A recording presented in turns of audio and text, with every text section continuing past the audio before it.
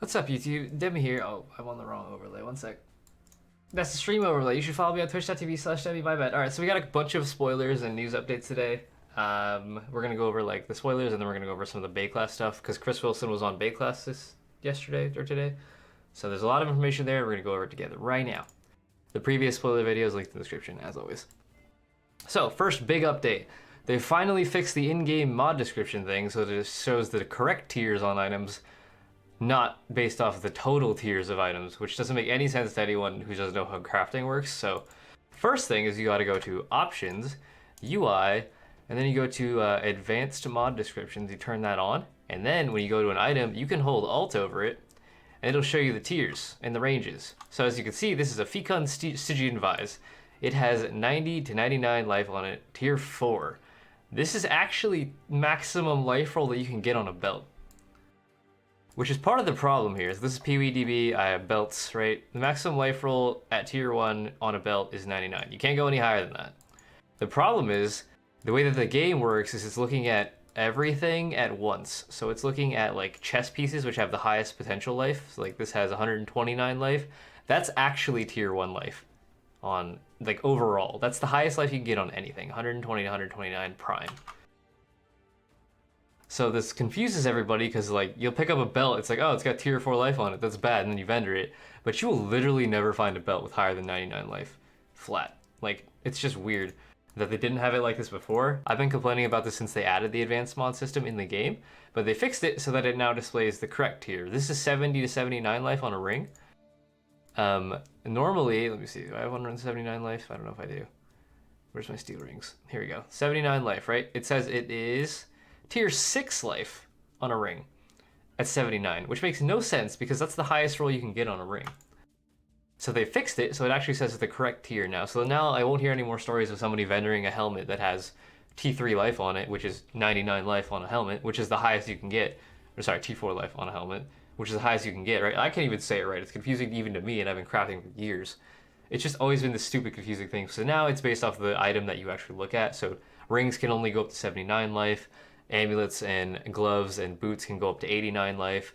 Belts can go up to 99 life. Chests can go to 129. I believe shields can go to 109. I don't craft shields that often, but it's like it'll tell you the correct tier relative to what slot you're looking at, so it'll actually make sense on everything. That's great. The next thing is they've given us a little Jun hideout decoration, little booth or throne type thing, some carpet, little booth cooking stove area. It's pretty cool. I like the Asian theme continuation. I got some bamboo. What are these called? I don't remember. Screens? Dividers? Something like that. It's cool. She's one of the masters now. She's core, so we'll get her own little hideout decorations as well. And the next thing is there's a new div card called Sambodi's Vow. Sambodi, I believe, is somebody who made an MTX set at some point. I swear this name is in the game. We talked about this on stream. I think Sambodi is like somebody who made a unique at some stage, but I looked it up on the wiki and couldn't find it. Anyways, it's a 3-set div card that gives a mortal fragment. For those of you that don't know what mortal fragments are, they are the pieces to unlock Uberit Ziri, Ignorance, Rage, Hope, and Grief. Currently, I think we only have a div card for Mortal Hopes.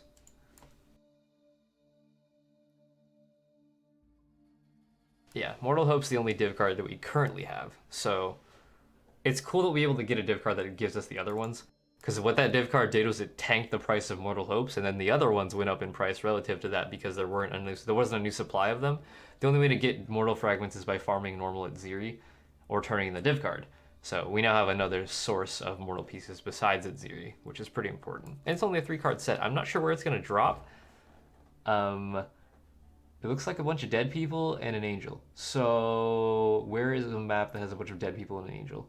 Somebody made a really good point on my last spoiler video. They said that, to me, that like the point of div cards is to give you content from other pieces of the game in a different piece of the game. So like the Breachstone div card drops from Abyss monsters, not from Breach related things. So this won't drop from Ziri most likely, but it'll drop from something else, hopefully. Probably some of the maps that have like a temple theme, I would guess, some angelic theme going on. Not 100% there. If you have any ideas, leave them in the comments. Okay, the next thing is the Baeclast episode. So I wrote my own scuffed little summary, so we'll go over that together. It's basically a 2-hour video with Chris talking through like everything. with the with Rise, Nugi, Octavian, and Tarky Cat. So if you haven't watched it, I recommend it. I'll link in the description of this video. It's a pretty good episode. They had some internet issues and some memes, but other than that, like anytime Nugi talked, the entire chat became question marks. I was there for it. I watched the whole thing. It was really good. But we'll go ahead and get into this. So short stuff, you can bless synthesize implicits, like the implicits they've been spoiling. You can actually bless orb them, so they're perfect. That's cool. Chris is actually worried that synthesis might be too complex of a league. Like, he was worried Syndicate was too complex, and this league is more than that, so it'll be pretty insane. Like, you guys saw all the spreadsheets people were making for the Syndicate setups and whatnot. But this was a little bit of a thing about the archetypes, like the Holy archetype and the Dark Chaos archetype. People were worrying that that's going to be the theme from now on, is people are forced into playing these archetypes. And Chris was like, no, that's a pile of crap. He gave us a really good analogy about Legos. It's like, if you want to sell Legos, you sell them in a set. Like, you have a Lego Star Destroyer or Lego Earth Globe or like a Lego boat. You don't just sell it as a box of random shit. But PoE is a box of random shit. You can do whatever the hell you want with it. But to make it more palatable to your average player, he was like, we need to market it as archetypes. So you got the light, holy, divine stuff, and then you have chaos stuff, and then you have like fire, cold, light, you know, simple stuff so people understand it. Because PoE is a very complex game, and it's not like you can just pick up the game and be like, I want to play I don't know, I want to play an archer. Okay, but like, what kind of archer? You want to do like Toxic Rain, Elemental Hit, Tornado Shot, Barrage? Do you want to be Energy Shield based, life based, low life? Like, there's a billion options, right? So it's just a way to make the game more digestible to the public stuff. He also said that we're going to be getting a collector's tab sometime next week, which is a new stash tab that you can buy in the store. Most likely it's going to be for uniques, so you can collect one of each unique. It was data mined a couple weeks ago and posted publicly, so we're pretty sure that's what it is. It's going to be for uniques. You can just like collect all of them if you want. The next thing was that they confirmed Atlas shuffling, which is they're going to be changing the entire Atlas, like every single league, changing the series, changing the tiers, changing the locations, the routes, all of that stuff to keep the game fresh. That seems to be confirmed for every league now. There's a problem with that. Obviously in Standard, every time that happens, you cannot change the tier, or sorry, the series of a map unless it's empty. So you have to take out all of your maps, which I have something like 4,000 maps from just this league.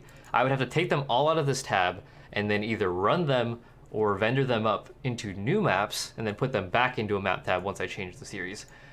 If they change it every single league, this is like, normally they only change it like once every year or so from what I've seen the last 2 or 3 years. But because they're doing it every league now, we have this problem where the Standard player base, which is like, you know, a vocal minority, but about 30% of the player base overall has to deal with this every single league. And I've been seeing more and more Standard players being like, well, fuck, I can't play the game. And I don't want to deal with doing this for a couple hours every single league start because my Standard Atlas gets fucked. Like, they're going to reset the Atlas, and then you have to clear out your map tab and run a couple of the old maps, run all of the unique maps again to get your completion back, and then do all of that effort just to be able to use your map tab again, which you've already bought and paid for. Like, I have 3 map tabs. Where are my other map tabs? Because I didn't want to do that last league when they changed the Atlas this league, right?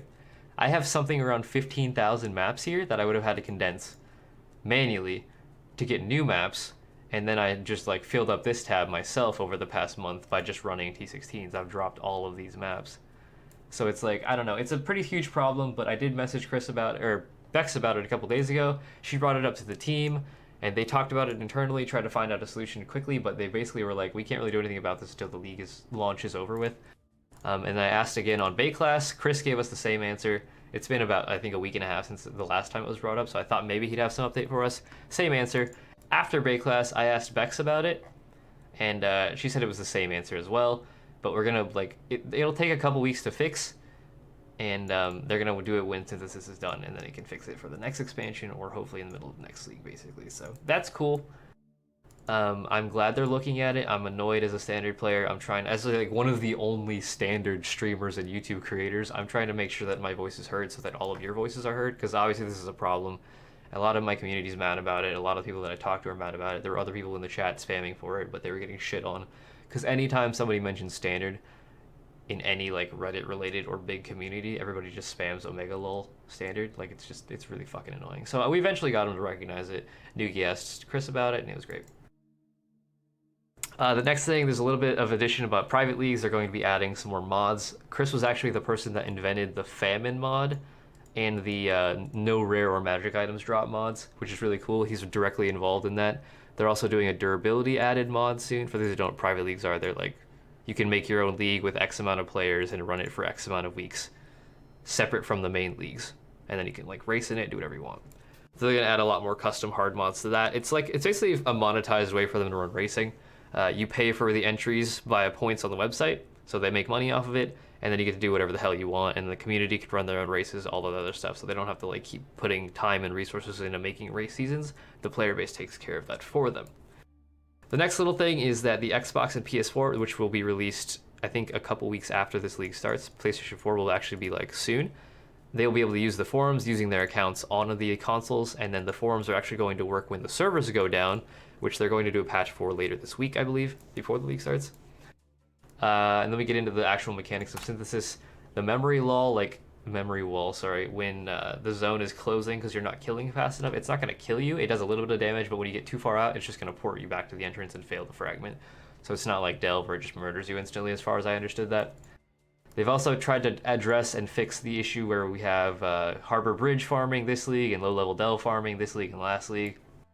Chris said that the better items are based off of the item level of the zone, so to get that higher level map fragments to run your memory zones, you have to actually run higher tier maps. So it's not like you can do minimum level content to get the most rewards anymore, which has been an issue for a long time now, because it's like the concept behind that is they want the leagues to feel rewarding, so they have to give us some rewards at the beginning, otherwise nobody wants to play the league.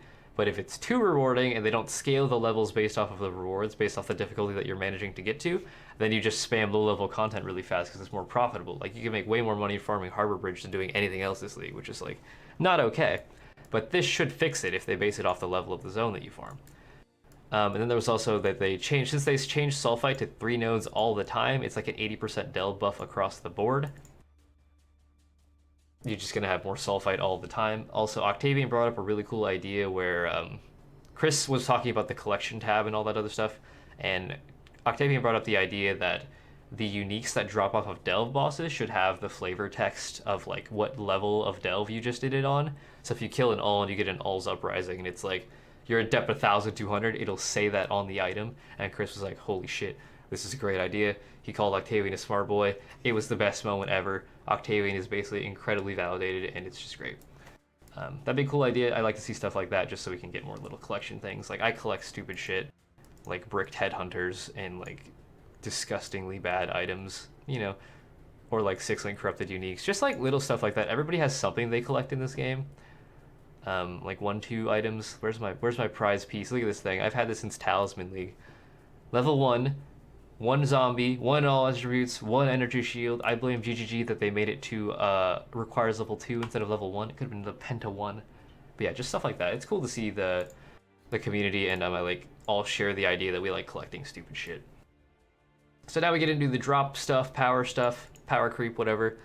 Chris doesn't like the fact that we all leave behind a shitload of rares, but on the other hand of that, it's really hard to change those things because if you like change it, if you just nerfed everything that dropped, like, okay, we have 70% less items dropping, the community will rage and just quit the game. So it's hard to fix it without like doing anything insane. So it's going to be a long, gradual fix, but they're going to try to lower the number of items over time so the stuff you see on the ground is actually worth something, you know?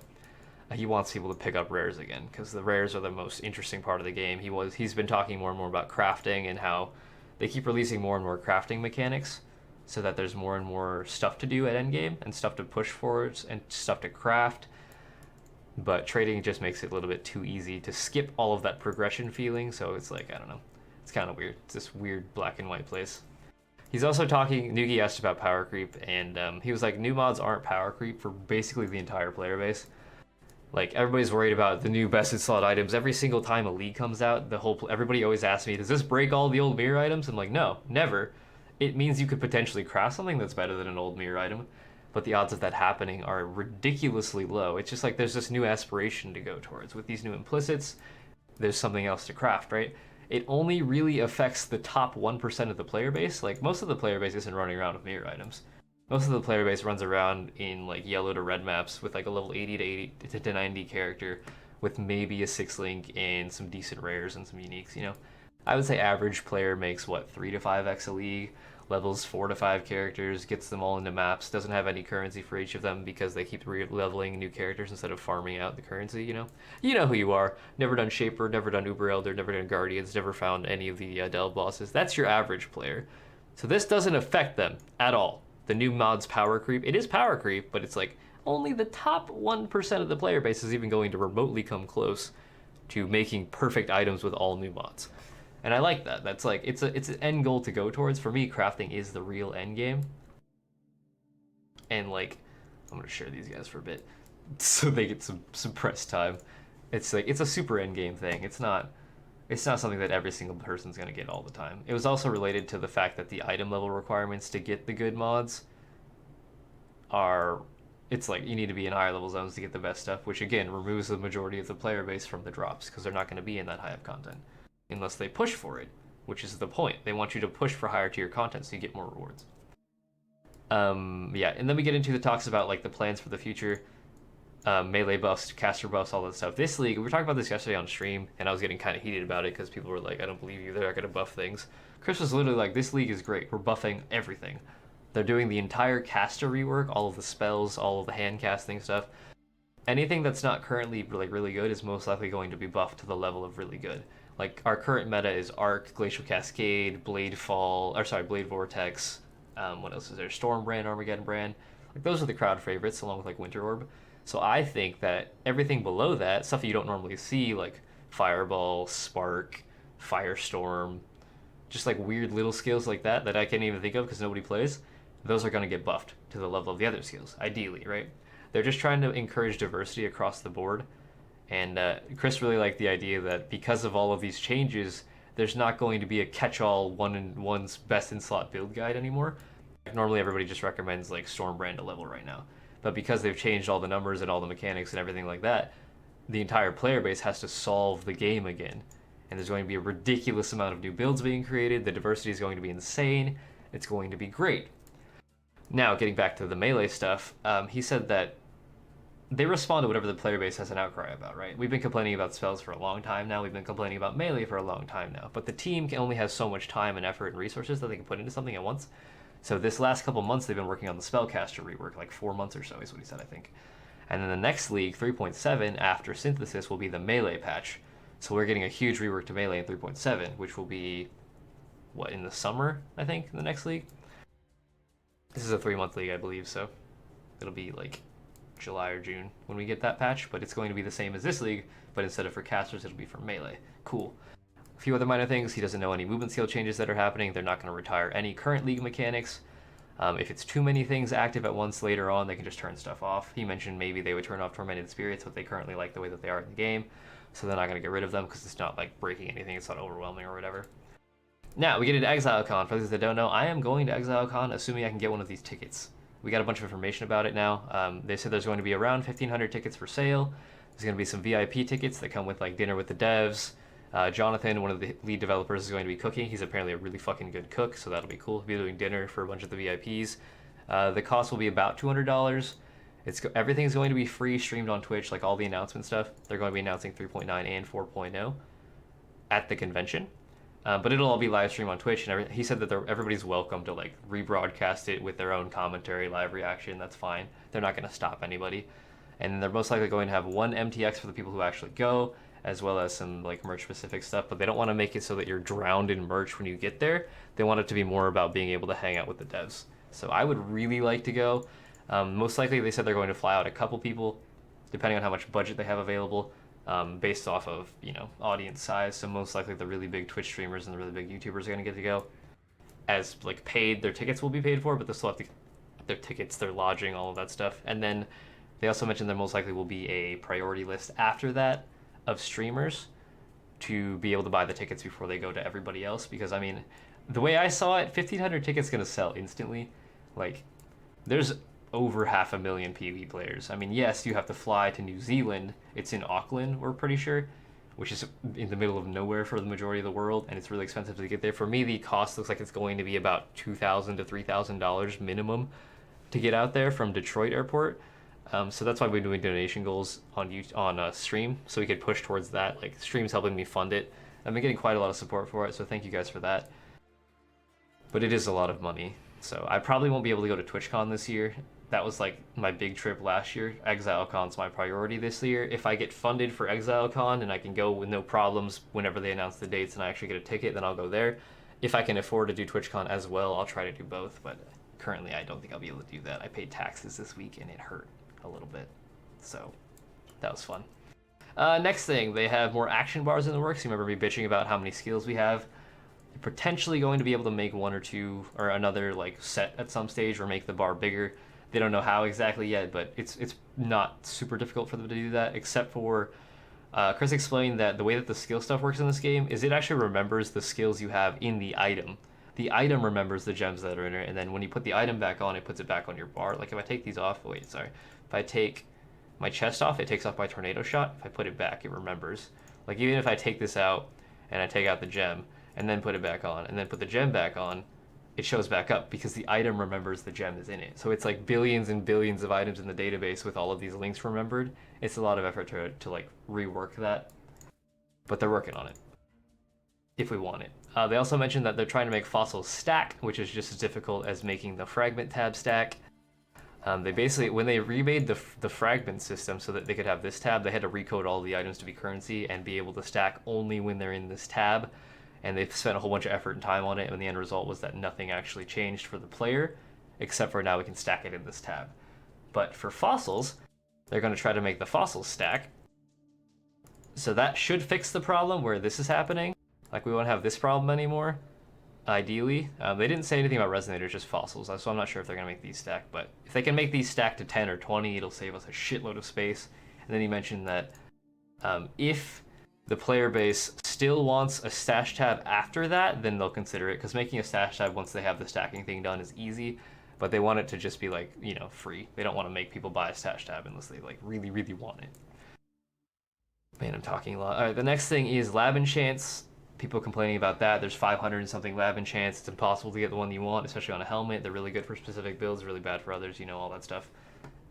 He said that they don't want to make it too easy, otherwise it'll just kill the entire farming database immediately.